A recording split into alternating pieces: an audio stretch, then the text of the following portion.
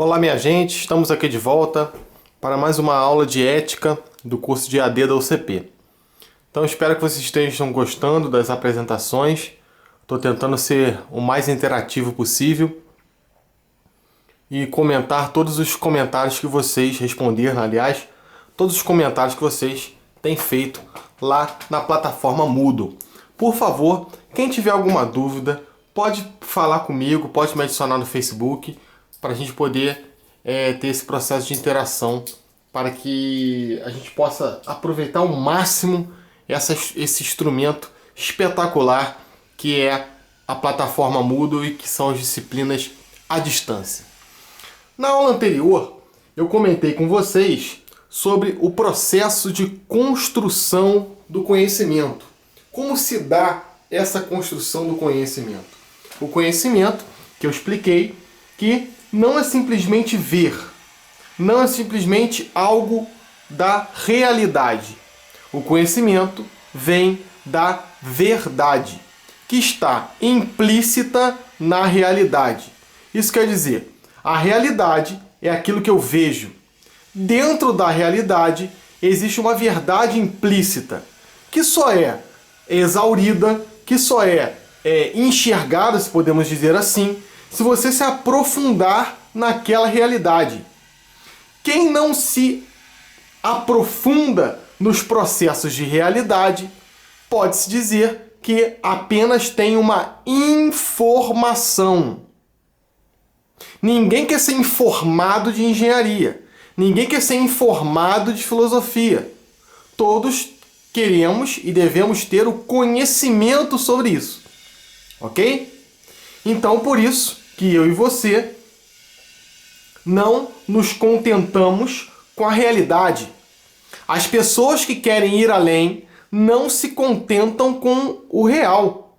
O real qualquer um vê. Basta ter a faculdade da visão. Agora, o conhecimento, poucas pessoas o penetram, o adentram. Porque o conhecimento requer um esforço. Eu costumo dizer que educação dói, é doloroso, é difícil, não é fácil. Por quê? Porque você tem que pesquisar. Hoje nós vamos falar um pouquinho do conhecimento científico. O que é ciência? E a gente vai fazer uma viagem. Eu te convido agora a voltar para o mundo antigo, a voltar para o Egito, a voltar para a Mesopotâmia, 6.000 anos antes de Cristo. Há 6.000 anos antes de Cristo, os povos tinham uma religião politeísta. O que isso quer dizer? Muitos deuses. Bruno, o que tem a ver politeísmo com ciência? Calma que eu vou chegar lá. Para você lembrar o que é politeísmo, eu te convido a lembrar do Flamengo. Olha que maravilha. O Flamengo é policampeão brasileiro, isso quer dizer muitas vezes. O Botafogo é mono, uma vez. E é justamente disso que eu quero falar. Do politeísmo e do monoteísmo. O politeísmo, voltando lá ao Flamengo, muitas vezes campeão, e o monoteísmo tem uma diferença principal. O politeísmo tem muitos deuses e o monoteísmo tem apenas um Deus. O politeísmo acredita que todas as criaturas, tá? Todas as criaturas são divinas. Não apenas divinas, são deuses em si.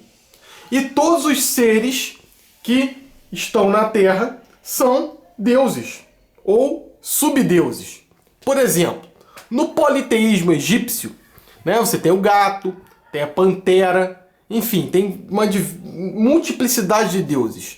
No animismo tem os fenômenos da natureza, o raio, o trovão, a água, a terra, o fogo. Esses são deuses do politeísmo.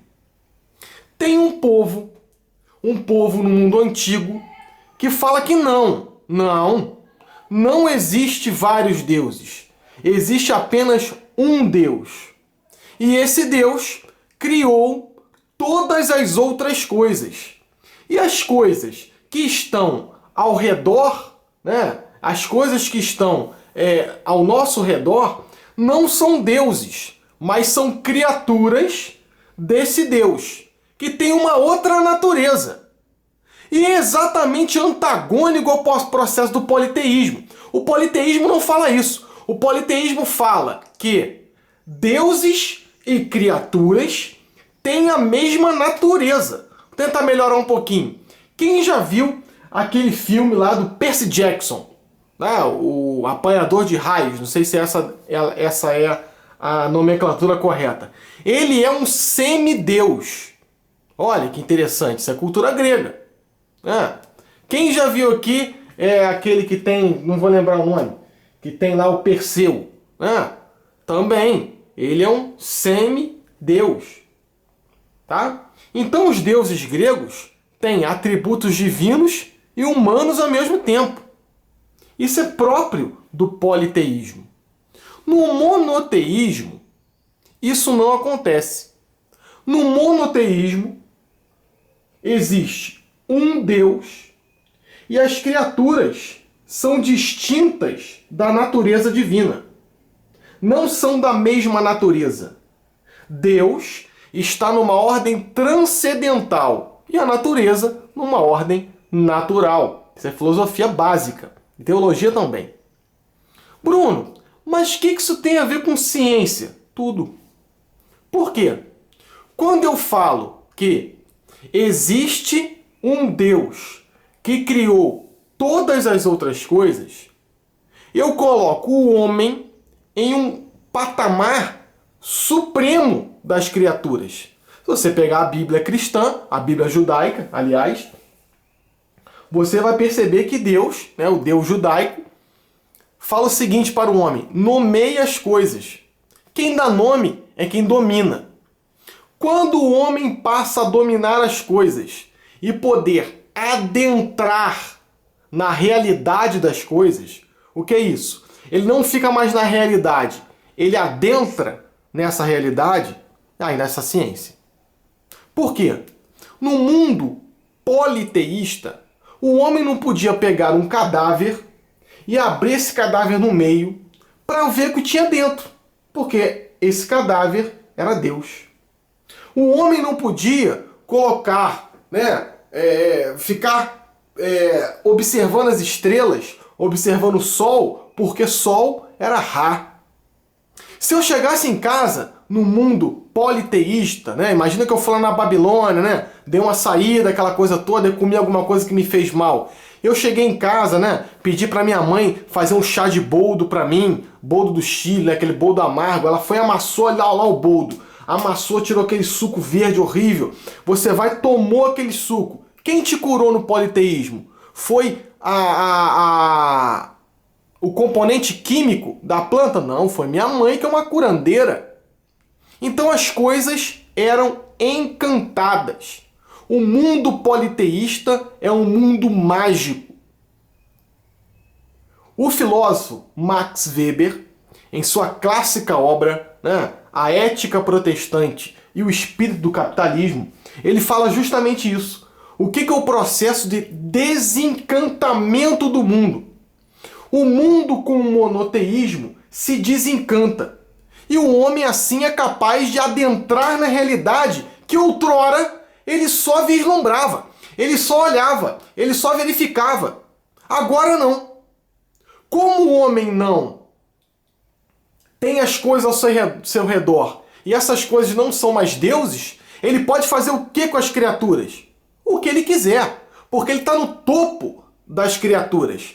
Ele tem intelecto, ele tem processo cognitivo, ele tem coisas que o diferem de todas as outras criaturas. E aí nasce a ciência. O que é ciência? A ciência, então, é adentrar na realidade. Tá vendo, gente? Às vezes o pessoal fala que ciência e religião não se misturam. Claro que se misturam. Se misturam o tempo inteiro. Uma nasceu de uma e outra nasceu da outra. Tá? A ciência nasceu de um processo religioso. Se não fosse o processo monoteísta, não teríamos a ciência hoje. Viveríamos num mundo encantado, num mundo mágico, onde as coisas seriam impossíveis de se penetrar. Porque aquilo não mexe naquilo ali, que aquilo ali é Deus. Não abre a plantinha não mexe na plantinha, porque aquela plantinha é divina. Você não pode prescrutar o sol ou as estrelas, porque a estrela é divina. Você não pode mergulhar no mar, porque se você mergulhar no mar, você vai estar desrespeitando Netuno. Olha, com o monoteísmo não. Com o monoteísmo abre uma possibilidade intelectual, cognitiva, para o homem inimaginável. E é por isso que a gente está aqui agora.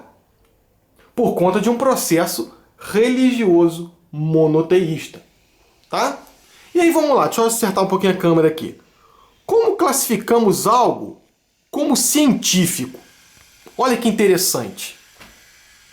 Como é que eu digo para alguém, não, isso é científico? Você quer terminar uma conversa e você fala, não, isso aí está comprovado pela ciência. Hoje a ciência virou um dogma, né, gente? Hoje a ciência é religião. Quase, né? Então, ciência é, antes de tudo, um modo de conhecimento. Você viu que já defini conhecimento. Então, a ciência é uma maneira de conhecer que busca a objetividade, tentando atingi-la de diversas maneiras. Para entender conhecimento científico, partiremos de algumas definições de sua base de investigação. Assim temos os seguintes critérios. Bruno, peraí, né? A aula é de ética. Tu tá querendo chegar aonde? Eu tô querendo chegar na construção do conhecimento humano, para depois a gente partir para a ética. Não adianta eu ficar aqui mostrando para vocês que ethos, que ética vem de ethos, que é comportamento humano, que vem de uma sociedade que tem uma moral, se você e eu não, de uma maneira propedêutica, de uma maneira paulatina, percebemos como esse homem começou a pensar tal como ele pensa hoje. Tá? Então vamos devagar, com calma, e participando das aulas. Deixa eu voltar um pouquinho. Ciência. Sempre desconfiar das certezas. Você lembra lá da primeira aula? O homem poderia ter parado no fogo, né? Não, ele quer mais. E quer mais. Onde o senso comum vê muitas vezes fatos e acontecimentos, o conhecimento científico vê problemas, obstáculos a serem desvendados por meio da pesquisa. Olha que interessante. O senso comum é uma informação tosca. O senso comum é uma informação pouco polida. O senso comum não é conhecimento. O senso comum é você falar, até conheço aquilo ali. Só que é um conhecimento despretensioso. Claro que o termo conhecimento aqui nós estamos usando de uma maneira científica. Mas você até fala, conhece fulano de tal? Conheço, mas não conhece, é um senso comum. Tá? Aqui embaixo, vou afastar um pouquinho a câmera, Ele busca leis gerais para os fenômenos, a fim de interpretá-los, já que busca sentido às coisas. Olha que interessante. Vamos lá. Vamos definir senso comum. O senso comum pode ser compreendido através das coisas estremeadas pelo saber social, ou seja, por meio das experiências vividas no cotidiano, como costumes, hábitos, tradições. A tua mãe fala assim, coloca uma... Como é que fala? Esqueci. A tua mãe fala alguma coisa, né? Você fala, faz isso aqui, que isso aqui a minha avó fazia. Faz dessa maneira que isso aqui eu aprendi com a minha avó. É um saber social. Por exemplo, não pergunta agora não, que senão de repente tua mãe está ouvindo. Tá? Pergunta para sua mãe o seguinte. Mamãe, por que o bolo cresce? Por que a massa do bolo, mamãe, cresce? E ela, sem dúvida nenhuma, vai te responder. Meu filho, o bolo cresce porque eu coloco fermento no bolo. Isso é o que, minha gente? Senso comum. Se ela te falar assim, meu filho, o bolo cresce porque eu estou colocando fermento E o fermento tem um componente químico que faz com que a massa, né, apodreça e cresça. Olha que interessante. Ela vai ter um conhecimento científico. Essa é a diferença básica entre senso comum e ciência. Tá? Normas éticas e todo o procedimento de viver de forma organizada, mais simples, sem rigor científico. Nós vamos ver mais para frente, né, pessoal de metodologia principalmente, pessoal de ética também, que a ciência faz parte da nossa vida. Se você olhar tudo que está ao seu redor, tem princípios científicos, né? E aí a gente vai, né? Como interpretar o conhecimento humano? E esse será o nosso próximo vídeo. Até lá, forte abraço e participem da plataforma. Um abraço!